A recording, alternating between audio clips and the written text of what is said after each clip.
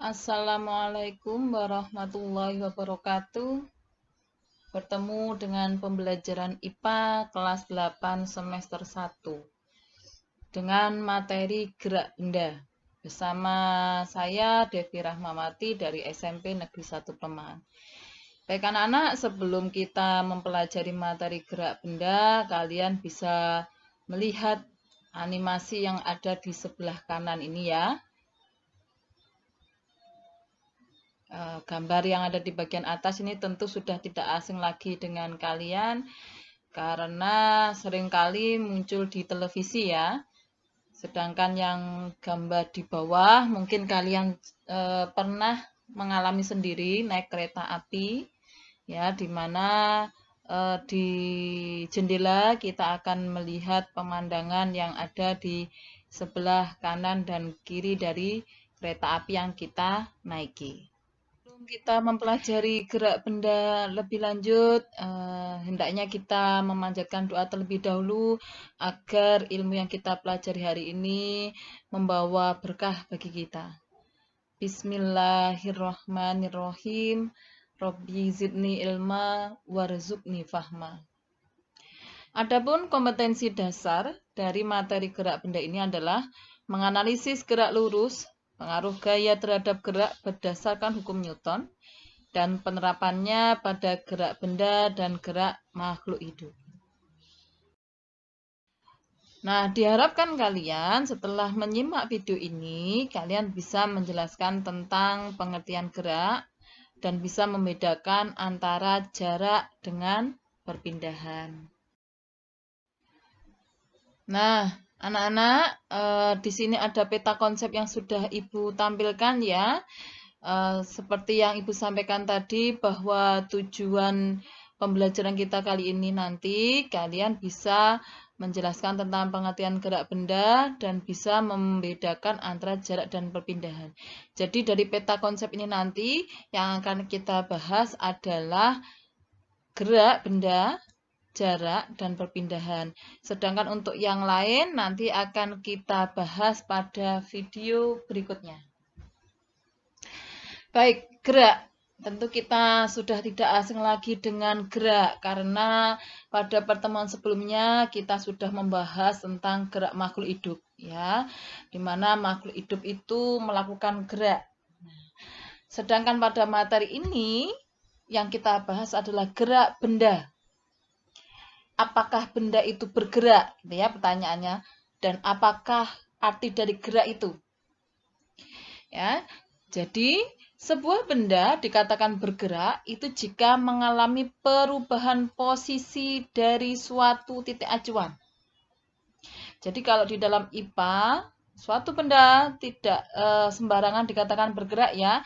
Jadi kita harus melihat titik acuannya. Contoh, perhatikan animasi yang ada di bawah ini. Ini seperti animasi yang ada di awal tadi ya, di mana ada dua orang yang sedang naik kereta api. Kalau kita lihat dua orang ini, apakah dua orang ini dikatakan bergerak? Nah, ini kita menjawabnya harus melihat titik acuannya. Kalau titik acuannya adalah pohon yang ada di samping kiri kanannya, maka dua orang yang sedang menaiki kereta api ini dikatakan bergerak. Tetapi jika titik acuannya adalah kereta api yang sedang dinaiki, maka dua orang ini dikatakan sedang diam. Begitu ya anak-anak. Jadi suatu benda bisa dikatakan bergerak, bisa juga dikatakan diam. Lihat titik acuannya terlebih dahulu. Ayo kita lanjut. Dan gerak menurut keadaan benda dibagi menjadi dua. Ada gerak nyata, ada gerak semu. Gerak nyata yang dimaksud adalah perubahan posisi benda terhadap titik acuan. Seperti yang sudah Ibu sampaikan tadi ya, pengertian gerak tadi. Sedangkan gerak semu itu sebenarnya diam. Namun yang teramati oleh pengamat seolah-olah bergerak. Ya, jadi kalau contoh paling mudah seperti tadi untuk gerak semu, yaitu pohon. Pohon yang ada di samping kiri dan kanan kereta api, di mana seolah-olah pohon itu bergerak. Ya, padahal sebenarnya yang bergerak adalah kereta apinya, sedangkan pohonnya tetap berada di tempat itu. Itulah yang dikatakan dengan semu. Seolah-olah bergerak, padahal sebenarnya diam. Kemudian berikutnya, gerak menurut bentuk lintasannya dibagi menjadi 3. Ada gerak lurus, gerak melingkar, gerak parabola. Gerak lurus itu gerak yang lintasannya berbentuk garis lurus.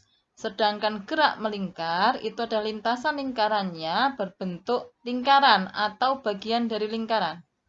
Sedangkan gerak parabola itu adalah lintasannya berbentuk parabola. Nah, dari 3 bentuk lintasan ini nanti yang akan kita bahas adalah gerak lurus. Ya, untuk tingkat SMP yang dibahas adalah gerak lurus. Baik, kita sudah mempelajari tujuan pembelajaran yang pertama, yaitu tentang pengertian gerak. Kita lanjut ke tujuan pembelajaran yang kedua, yaitu membedakan antara jarak dengan perpindahan. Ya, jadi jarak versus perpindahan. Jarak itu kalau didefinisikan itu adalah panjang lintasan yang ditempuh. Sedangkan perpindahan itu adalah jarak lurus resultan dari posisi awal sampai posisi akhir. Lebih jelasnya, kita perhatikan contoh. Ya, kalau kalian punya buku paket IPA K13, kalian bisa melihat gambarnya ini ya di buku paket. Baik, perhatikan gambar di atas. Ini ya, perhatikan ini ada rumah yang harus kalian amati adalah rumah dan ini adalah sekolah.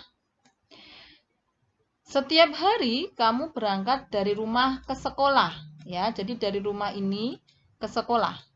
Kemudian kembali lagi ke rumah. Jadi ceritanya ada kamu ya, kamu itu berangkat dari rumah ke sekolah, kembali lagi ke rumah. Yang ditanyakan adalah berapa jarak dan perpindahan yang sudah kamu tempuh. Nah, di sini Ibu sudah menggambarkan ulang supaya lebih jelas ya. Di sini ada rumah dan di sini sekolah. Lintasannya seperti ini, rumah ke sekolah.